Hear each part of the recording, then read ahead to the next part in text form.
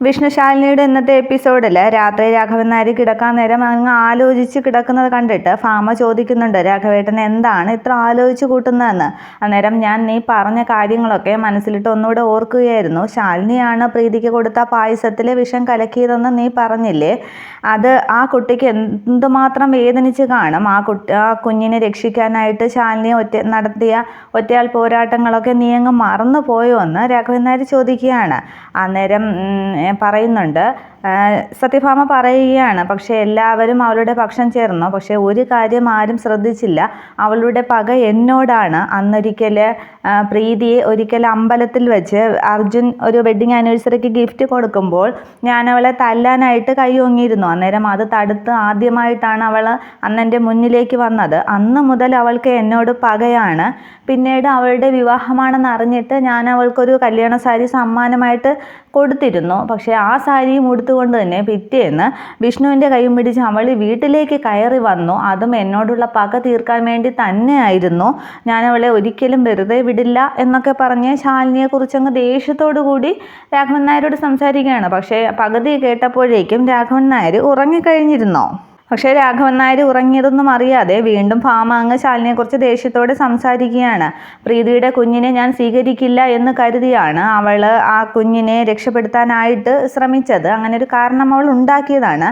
പിന്നീട് ആ കുഞ്ഞിനെ ഞാൻ സ്വീകരിക്കും എന്നായപ്പോൾ അതിനെ നശിപ്പിക്കാനായിട്ട് അവൾ ഒരുങ്ങി. അതും എന്നോടുള്ള പക തന്നെയാണ്. അത്രയ്ക്ക് വലിയ പകയാണ് അവൾക്ക് എന്നോടുള്ളത്. അവൾ അത് മനസ്സിൽ സൂക്ഷിച്ചിരിക്കുകയാണ് എന്നൊക്കെ പറഞ്ഞ് ഒരുപാട് സംസാരിക്കുകയാണ് രാഘവൻ നായരോട് ഭാമ. പക്ഷേ രാഘവൻ നായർ ഉറങ്ങി സത്യഭാമ അന്നേരവും കാണുന്നില്ല.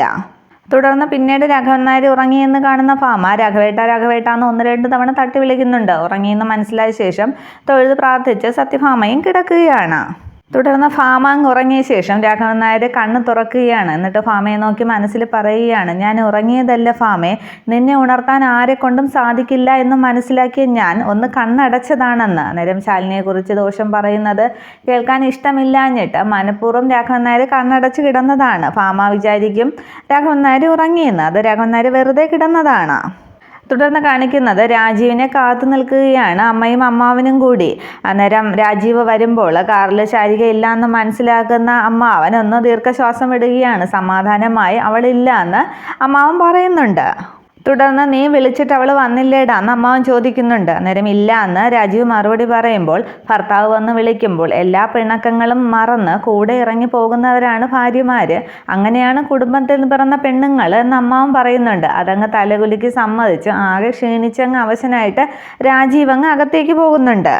തുടർന്ന് വിജയലക്ഷ്മിയോട് പതിയെ അമ്മാവൻ പറയുന്നുണ്ട്, ഇങ്ങനെ കട്ടയ്ക്ക് എൻ്റെ കൂടെ നിന്നോളണം, അവൻ്റെ മനസ്സിൽ നിന്നും അവളെ അങ്ങ് ഇറക്കി വിടണമെന്ന്. അന്നേരം അത് നടക്കുമോ കൃഷ്ണൻകുട്ടി ചേട്ടാ, അവളങ്ങ് അസ്ഥി പിടിച്ചിരിക്കുകയാണ് എന്ന് വിജയലക്ഷ്മി പറയുന്നുണ്ട്. അന്നേരം അതൊക്കെ നമുക്ക് റെഡിയാക്കാം, നീ എൻ്റെ കൂടെ നിന്നാൽ മതി എന്ന് അമ്മാവൻ വിജയലക്ഷ്മിയോട് പറയുകയാണ്.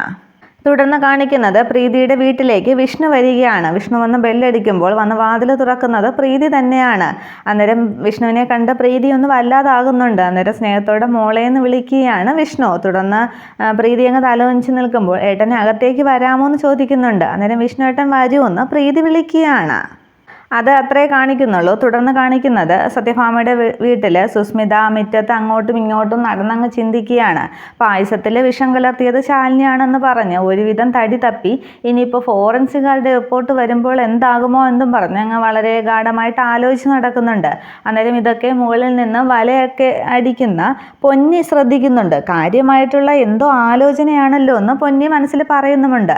തുടർന്ന് ഈ സമയത്താണ് പോസ്റ്റ്മാൻ വരുന്നത്. ശാലിനി എന്ന് പറഞ്ഞ് സുസ്മിതയുടെ അടുത്ത് ചോദിക്കുമ്പോൾ ഇനിയിപ്പോൾ ഫോറൻസിക്കാർ റിപ്പോർട്ട് അയച്ചതാണോ എന്ന് ഒന്ന് ഓർത്ത ശേഷം അതേ ശാലിനി തന്നെയെന്ന് സുസ്മിത പോസ്റ്റ്മാനോട് മറുപടി പറയുകയാണ്. തുടർന്ന് ആ ശാലിനിക്ക് വന്ന ലെറ്റർ സുസ്മിത ഒപ്പിട്ട് വാങ്ങുകയാണ്. അന്നേരം പൊന്നി മുകളിൽ നിന്ന് ചിന്തിക്കുന്നുണ്ട്, ശാലിനി കുഞ്ഞിന് വന്ന ലെറ്റർ എന്തിനാണ് സുസ്മിത ഒപ്പിട്ട് വാങ്ങുന്നതെന്ന്.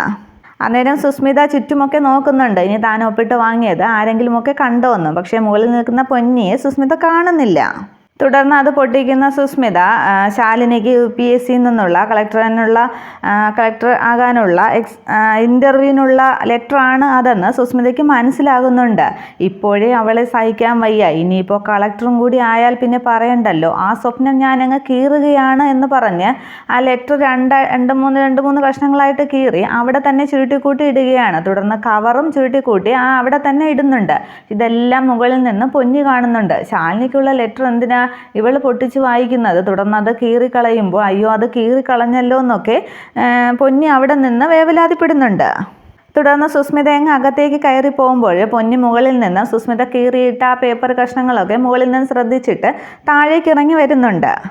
തുടർന്ന് കാണിക്കുന്നത് ശ്യാമ ആരുടെ ഫോണിൽ സംസാരിച്ചുകൊണ്ട് റോഡിലൂടെ പോവുകയാണ്, കോളേജിലേക്കാണ്. അന്നേരം പിറകെ രാജീവ് കാറിൽ വരുന്നുണ്ട്.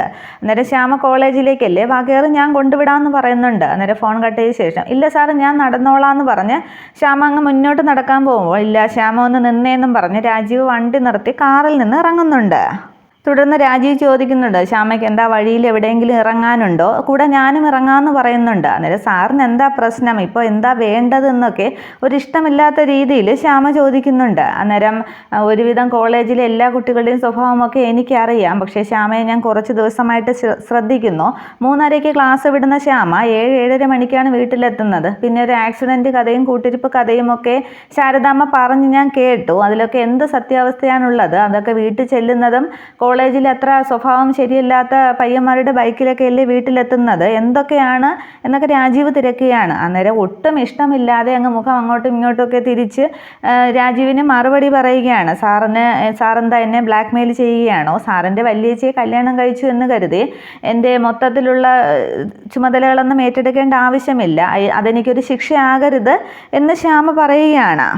തുടർന്ന് ആ സമയത്ത് തന്നെ ഒരു പയ്യന് ബൈക്കിൽ ശ്യാമയുടെ അടുത്തേക്ക് എത്തുന്നുണ്ട്. അന്നേരം വണ്ടി നിർത്തിയ പയ്യൻ ആരാ ശ്യാമ ഇതെന്ന് ചോദിക്കുന്നുണ്ട്.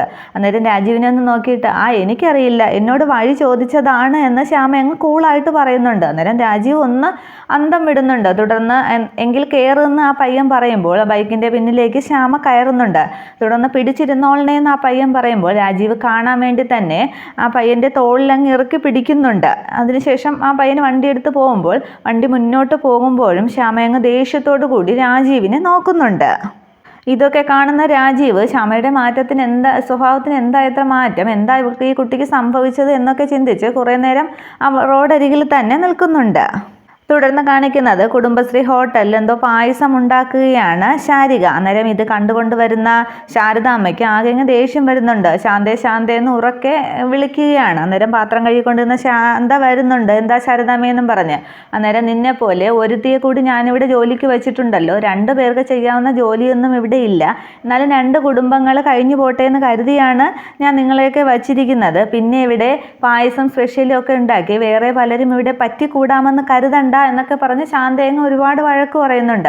അന്നേരം ആദ്യം ശാന്തയ്ക്ക് കാര്യം മനസ്സിലാകുന്നില്ല. അവസാനം ആ പായസം ഉണ്ടാക്കുന്ന കാര്യം പറയുമ്പോൾ ശാരികയാണ് പറഞ്ഞതെന്ന് ശാന്തയ്ക്ക് മനസ്സിലാകുന്നുണ്ട്. അന്നേരം അത് കേൾക്കുന്ന ശാരികയും തിരിച്ച് ശാരദാമ്മയോട് പറയുന്നില്ല, ശാന്തയോട് പറയുകയാണ് ആരും അങ്ങനെ പറ്റിക്കൂടാനൊന്നും വിചാരിച്ചിട്ടില്ല ശാന്തേച്ചി എന്ന് അങ്ങ് പറഞ്ഞേക്കാനായിട്ട്. അന്നേരം പിന്നെ എന്താ നിന്റെ ഉദ്ദേശമെന്ന് ശാരദാമ്മ ചോദിക്കുന്നുണ്ട്. അന്നേരം ഇത് എനിക്കും കൂടി അവകാശപ്പെട്ട വീട് തന്നെയാണ് എന്ന് ശാരിക പറയുകയാണ്. തുടർന്ന് എന്ത് അവകാശമാണ് നിനക്കിതിലെന്ന് ശാരദാമ്മ ചോദിക്കുന്നുണ്ട്. അന്നേരം അമ്മയ്ക്ക് സ്ത്രീധനം കിട്ടിയതൊക്കെ ആയിരിക്കാം ഇത്, പക്ഷേ ഇപ്പോഴും ഇതിൻ്റെ ആധാരം എൻ്റെ അച്ഛൻ്റെ പേരിലാണ്, പിന്നെ എനിക്കും സ്ത്രീധനം തന്നിട്ടില്ല, അമ്മയ്ക്ക് അപ്പോൾ അവകാശം മനസ്സിലായില്ലേ എന്ന് ശാരിക അങ്ങ് ചോദിക്കുമ്പോൾ ശാരദാമ്മ ആകെ അങ്ങ് അന്തം വിടുകയാണ്. ഇവൾ എന്തൊക്കെയാ ഈ കുട്ടി സംസാരിക്കുന്നത് എന്നുള്ള ഭാവത്തിൽ കണ്ണൊക്കെ നിറയുന്നുണ്ട് ശാരദാമ്മയ്ക്ക്. പറഞ്ഞു വരുമ്പോൾ അമ്മയേക്കാൾ കൂടുതൽ അവകാശം മക്കൾക്കാണ്, അപ്പോൾ മകളാണ് ഞാനെന്ന് അങ്ങ് ദേഷ്യത്തോടെ ശാരിക പറയുമ്പോൾ നീ അവകാശം ചോദിക്കാറായോടി എന്നും പറഞ്ഞ് ശാരിക അങ്ങ് പൊതിരെ തല്ലുന്നുണ്ട് ശാരദാമ്മ. 1-2 അല്ല 3-4 തവണ അടിക്കുകയാണ് ശാരദാമ്മ. അന്നേരം ശാന്ത പിടിച്ചു മാറ്റുന്നുണ്ട്. എന്നിട്ട് മോൾ അകത്തേക്ക് പോ എന്നൊക്കെ ശാരികയോട് പറയുകയാണ്. പക്ഷെ ഒട്ടും വിട്ടു കൊടുക്കാനായിട്ട് ശാരികയും തയ്യാറാകുന്നില്ല. ഇതില്ല, ഇതിനേക്കാളുമൊക്കെ ഈ ശാരിക കൊണ്ടിട്ടുണ്ട്. പക്ഷേ ഇവിടെ നിന്നല്ല, എന്നെ കല്യാണം കഴിപ്പിച്ച് അയച്ച വീട്ടിൽ നിന്നും വായിൽ വെള്ളം കൊണ്ടുവരെ നിൽക്കേണ്ടി വന്നിട്ടുണ്ട്. ഒരുപക്ഷെ പറഞ്ഞുറപ്പിച്ച ശ്രീനന്ദൊക്കെ കൊണ്ടു ചെന്നിരുന്നെങ്കിലും പിന്നെ മുക്കുപണ്ടം അല്ലാതെ കൊടുത്ത് പറ്റിക്കാതെ ഇരുന്നെങ്കിലും എനിക്കവിടെ സുഖമായിട്ട് കഴിയാമായിരുന്നു. പക്ഷേ എനിക്കുള്ളത് കിട്ടിയിട്ടേ ഞാൻ പോകൂ എന്ന് പറഞ്ഞേക്ക് ശാന്തേച്ചി എന്ന് ശാരദാമ്മയോടാണ് പറയുന്നത്. പക്ഷേ ശാന്തയോട് എന്ന പോലെ പറഞ്ഞിട്ട് അങ്ങ് ഹോട്ടലിൽ നിന്ന് ഇറങ്ങി പോവുകയാണ് ശാരിക. തുടർന്ന് സങ്കടപ്പെട്ടു പോയി കട്ടിലിൽ ഇരിക്കുന്നുണ്ട് ശാരിക. അതേസമയം ആ ഹോട്ടലിൽ നിന്ന് അങ്ങ് പൊട്ടിക്കരയുകയാണ് ശാരദാമ്മ. ഇത്രയുമാണ് നാളത്തെ പുതിയ എപ്പിസോഡ്. Okay, thank you.